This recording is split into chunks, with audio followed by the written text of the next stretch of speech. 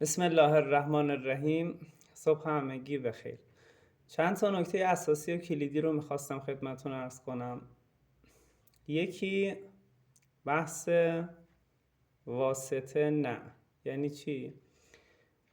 یعنی تا جایی که ممکنه محبت کنید کسانی که مشکل دارن خودشون سوالشون رو تو گروه مطرح بکنن تا هم اینجوری عضو بشن و اینجوری یه جورایی حمایت از خودمون و پاتوقمون باشه و از طرفی هم ممکنه سوالی باشه که شما ندونید و نتونید جواب بدید و نیاز باشه از اون بنده خدا من بپرسم. نکته دوم بحث عذرخواهی کردن هاست. گاهن پیش میاد تشریف میارن خصوصی عذرخواهی میکنن که ببخشید مزاحم شدیم و اینجور مطالب.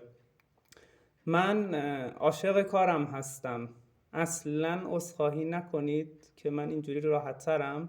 این کمال ادب و احترام شما رو میرسونه، ولی عذرخواهی نکنید و کاملا راحت باشید، چون من حس میکنم وقتی شخص عذرخواهی میکنه در غیر مواردی که جای عذرخواهی هست منظورم ها راحت نیست، یا گاهن شخص میاد به خاطر تکرار سوالات احساس شرمندگی میکنه. اصلا احساس شرمندگی نکنید، کاملا راحت باشید و هر سوالی داشتید بپرسید.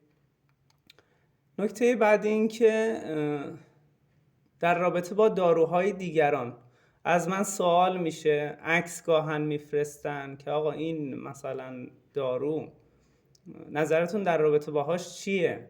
خوبه؟ بده؟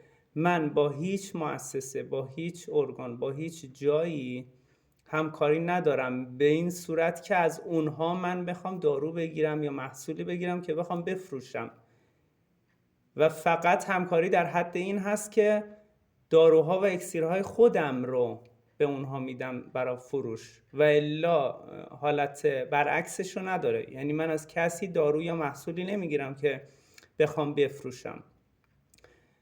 نکته بعدی بحث این که محبت کنید بزرگواران، قبل از هر گونه تماسی پیام بدید تا جایی که امکان داره توییتا، اگر نشد توی اپ دیگه، حالا تو روبیکا مثلا.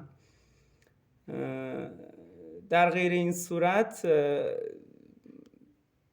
که دیگه چاره ای نبود، خب بالاخره بعضیا هستن دیگه فضا مجازی و اینها نیستن، بعضی گوشیشون ساده است، پیامکی محبت کنن، هماهنگ کنن و ابتداعا تماس نگیرن.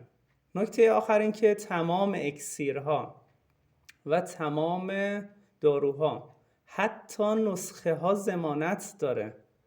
یعنی شکر خدا و به لطف خدا انقدر به کار خودمون ایمان داریم که تمام اکسیرها و تمام نسخه ها ضمانت شده است.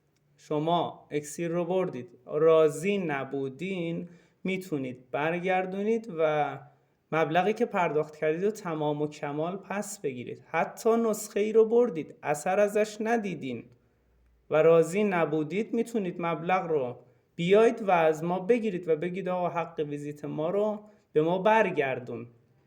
و این نیست جز ایمان به کار خودمون، روانطب، فرامرزیه و ورای مطالب مباحثی مربوط به طب سنتی و اینها هست، به این معنا که صرفاً طب سنتی نیست. حالا توی ویدیوهای بعدی انشالله توضیحات کاملتر بهتر خدمتون ارائه خواهد شد. موفق و مؤید باشید. امیدوارم همیشه هزینه هاتون رو بابت پیشگیری پرداخت کنید، نه درمان.